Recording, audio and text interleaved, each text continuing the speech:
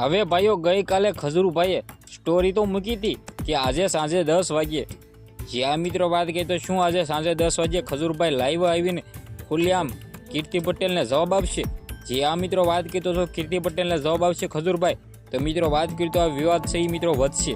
કારણ કે અત્યારે તો એક બાજુ જ ભાઈ કીર્તિ પટેલ છે એ વિવાદ કરી રહી છે, પરંતુ ભાઈઓ જો ખજૂરભાઈ મેદાનમાં ઉતરશે ને તો મિત્રો વાત કરીએ તો ખજૂરભાઈ છે એ બધા મિત્રો વાત કરીએ તો કીર્તિ પટેલના પણ ખુલાસાઓ કરશે.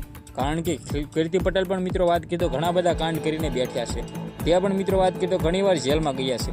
હવે ભાઈઓ આપણે જોવાનું એ રહેશે, જો મિત્રો આની અંદર ખજૂરભાઈ છે એન્ટ્રી કરશે, જો ખજૂરભાઈ મિત્રો વાત કરીએ તો જવાબ આપશે કીર્તિ પટેલને, તો મિત્રો વાત કરીએ તો આ વિવાદ છે એ વધારે જામવાનો છે. હવે ભાઈઓ આના વિશે અત્યારે ગુજરાતની અંદર 70 થી 80% લોકો છે ને એ ખજૂરભાઈને મિત્રો સપોર્ટ કરે છે, અને ખાલી 10 થી 15% જે વિરોધીઓ છે ને તે જ ભાઈ મિત્રો વાત કરીએ તો ખજૂરભાઈ છે તેનો વિરોધ કરે છે. વિવાદની અંદર ગઈકાલે લાલો આહિર તો એન્ટ્રી કરી ગયો છે, જેને મિત્રો વાત કરીએ તો ખુલ્લેઆમ ભાઈ કીર્તિ પટેલના ખોબા ઉપાડી લીધા છે. જેની અંદર લાલભા આહિરે ખુલ્લેઆમ કીધું છે કે ખજૂરભાઈને જવાબ નથી આપવો, હું અહીંયા બેઠો છું.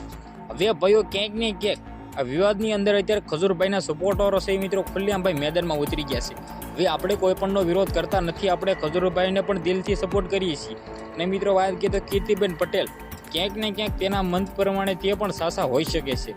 જે આ મિત્રો વાત કરીએ તો ક્યાંક ને ક્યાંક ઘણા બધા લોકો આનો વિરોધ કરે છે.